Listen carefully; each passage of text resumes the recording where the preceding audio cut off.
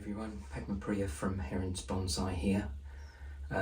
It's just coming up for probably the end of November, beginning of December, and I thought I'd share with you some of the things that I do around this time of the year.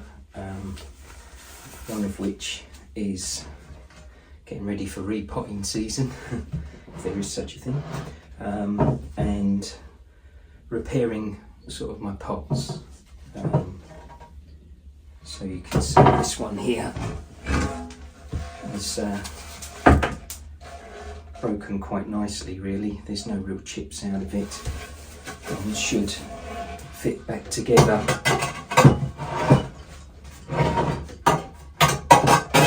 quite easily.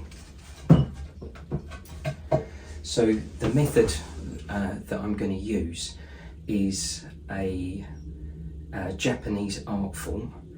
It comes out of the Japanese aesthetic that bonsai, ikebana and many other Japanese art forms come out of. And my pronunciation is probably awful. I'm from southeast London, so it's not going to be right. But the aesthetic is known as wabi-sabi.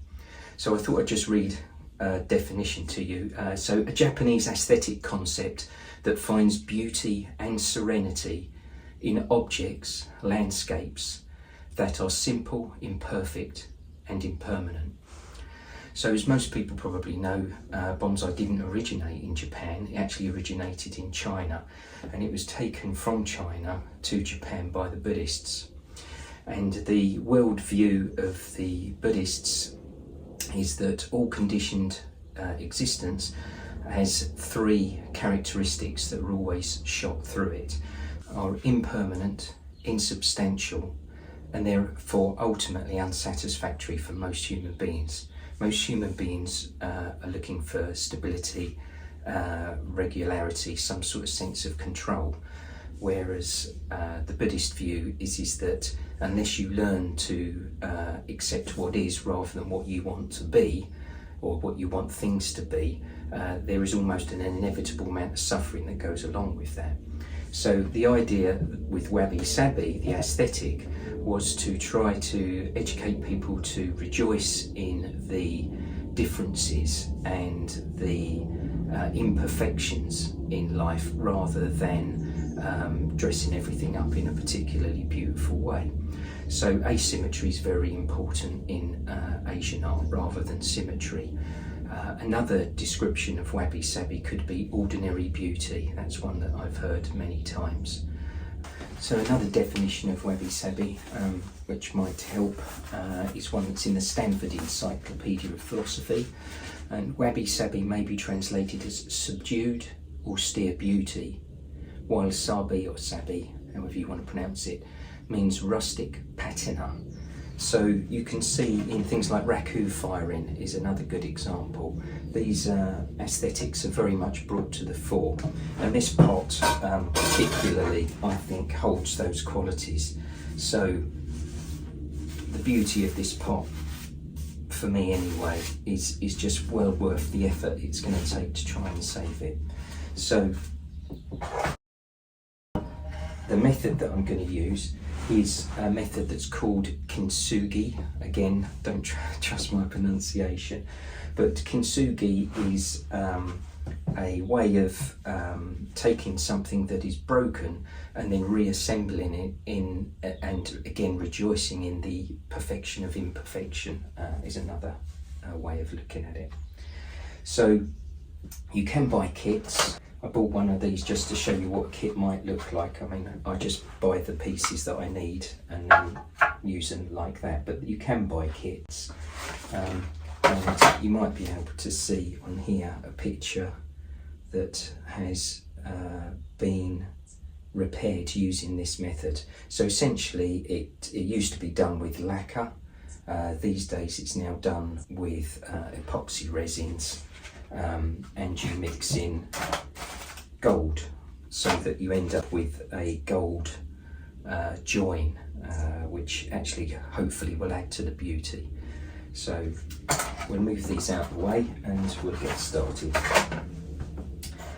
So first thing, as ever, is just to clean up the edges of what we're going to be gluing, what we're going to be putting together. So just to give ourselves the best opportunity.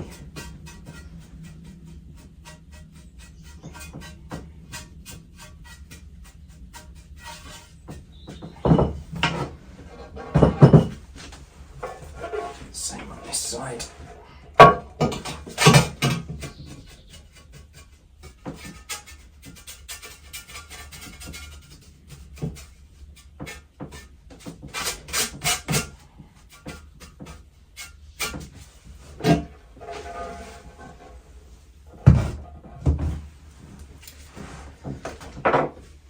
So we'll use the kit just in case this is the sort of thing that you're going to use or buy.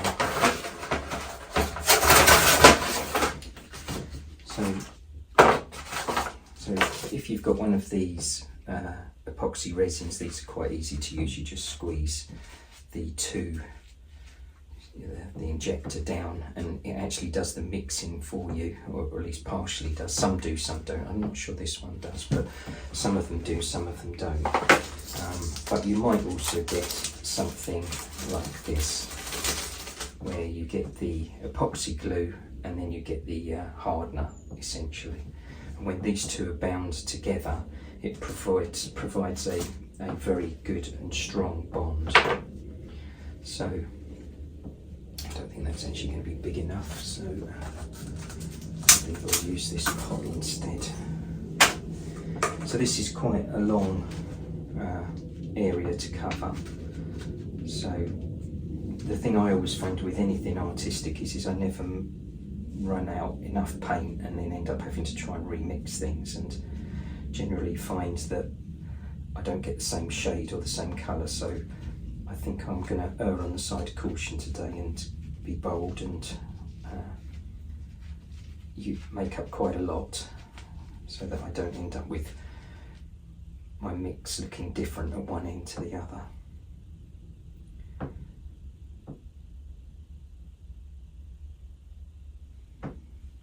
think that might be enough of that.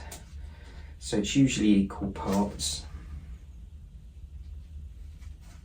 of the glue and the hardener.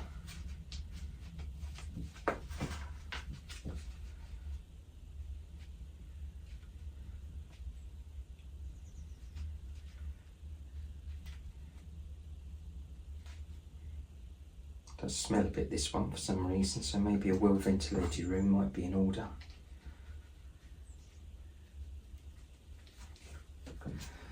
So in this kit they've given you some nice little spatulas that you can mix things together. They've also given you a choice of different types of, so you could have a silver, so I suppose if you're really lucky and really wealthy, you could probably even use real gold, but this one's grey silverish powder. But I think on this one, what's going to look better is the traditional gold.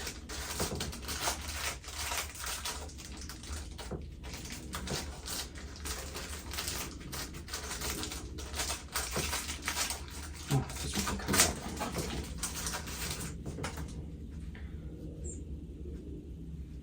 So you want to get enough of your gold powder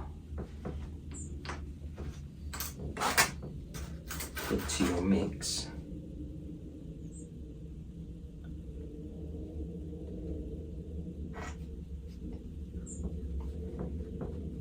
Probably not to be breathed in. I'm going to be coming back to that in a minute. And then I'm just going to mix this together thoroughly.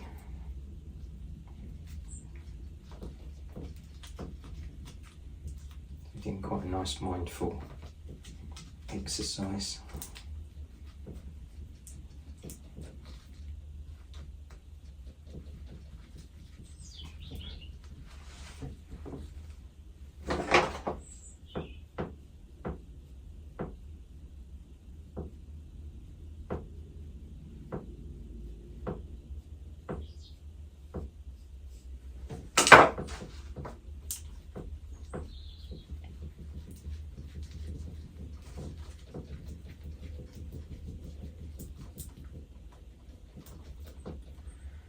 Once we've mixed this into a nice paste, the trick is getting it on nice and evenly.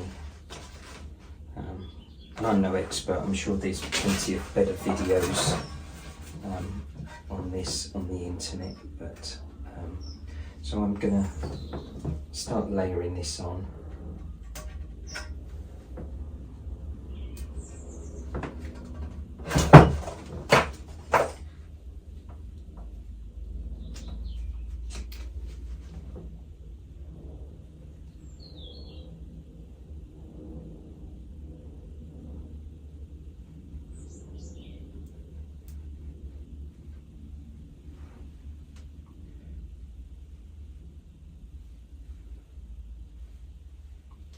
And it is just experience. It's over time you'll get a bit of a feel for how much epoxy resin you need in any one place.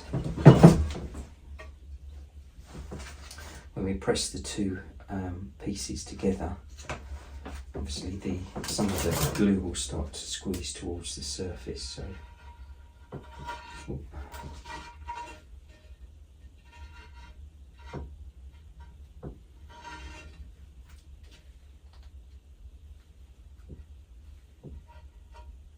I guess one of the beauties of it being wabi-sabi is even if it's a bit rustic at the end, that actually is the sort of aim of the project in a way, at least from a sort of philosophical point of view.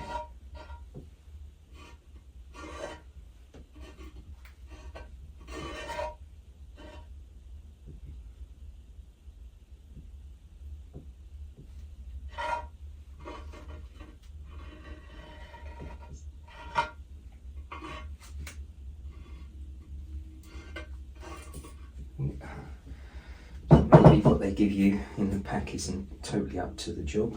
Let's use another one. That one feels a bit stronger.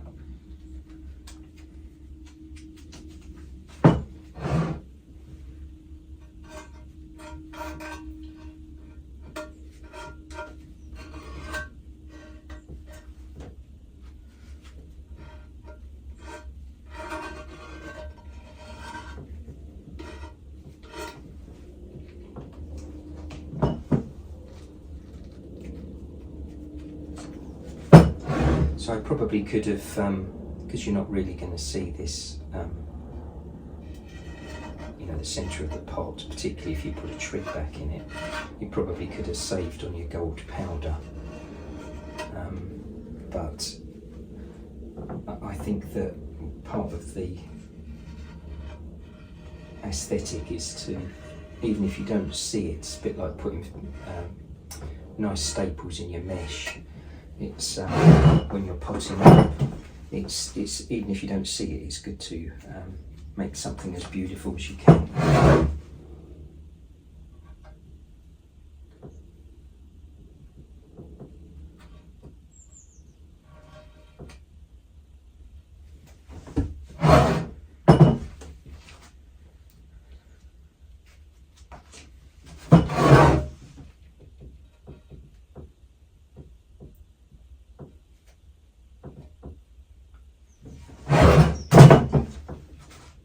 On this occasion it looks like I've made up a bit too much.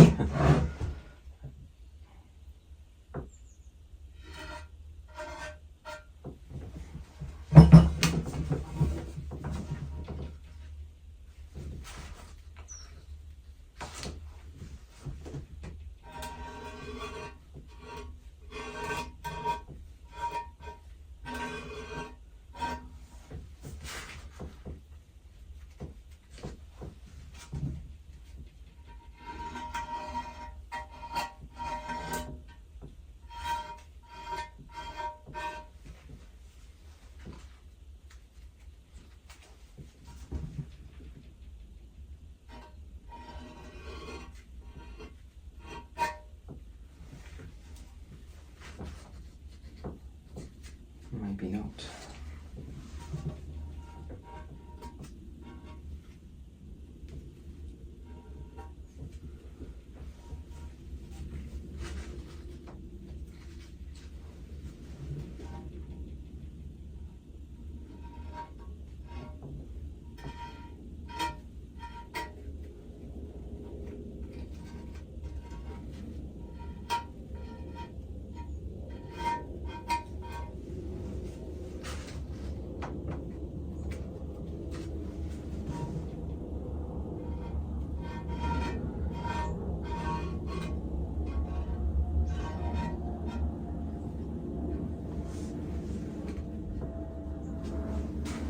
almost there.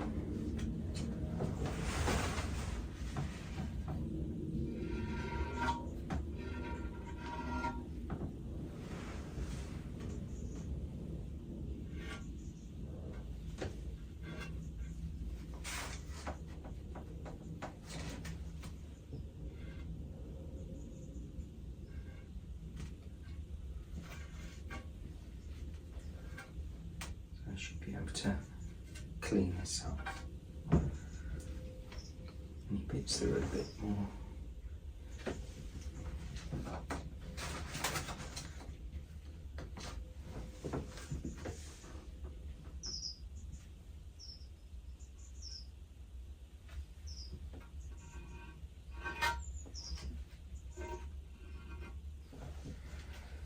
so once you're reasonably happy with what you've got, you can then introduce the other side of the pot.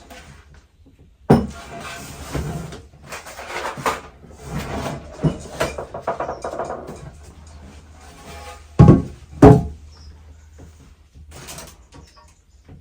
just going to swap these two over.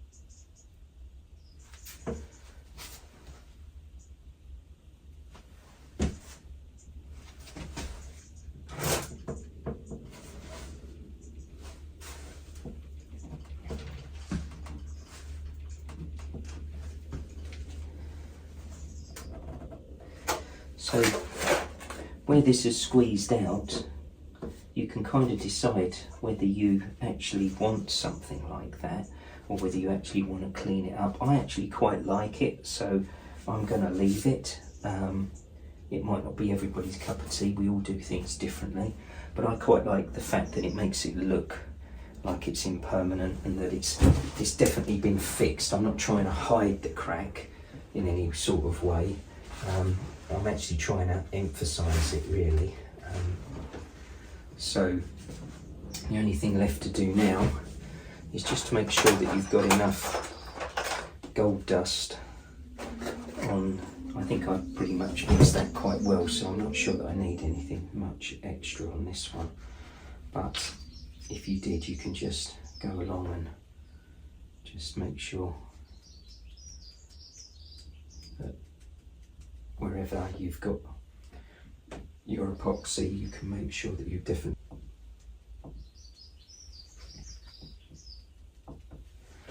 So there we have it. That's one of Peter's Pride and Joy pots, hopefully repaired. We'll come back tomorrow after it's had time to cure, and we'll see what we've got.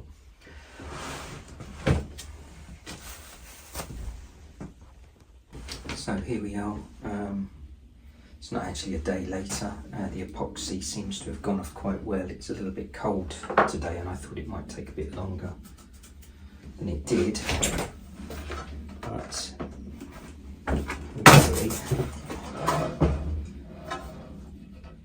a little bit of tidying up to do here. But I think for the most part you can see this is on the inside obviously, so not too worried about that because it's not going to show too much. And likewise on the underside I'm not overly concerned about that either, as that's not really going to show.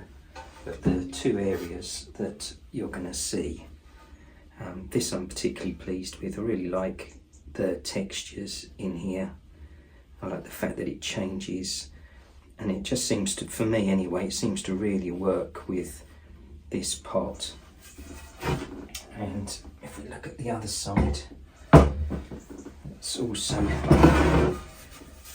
I could have lowered this down, but I really like the ruggedness of it. I really like the fact that it's sort of standing proud and it's not apologising for being a repair. So yeah, I'm really happy with that. Hopefully Peter will be happy with it when he gets back from Taiwan.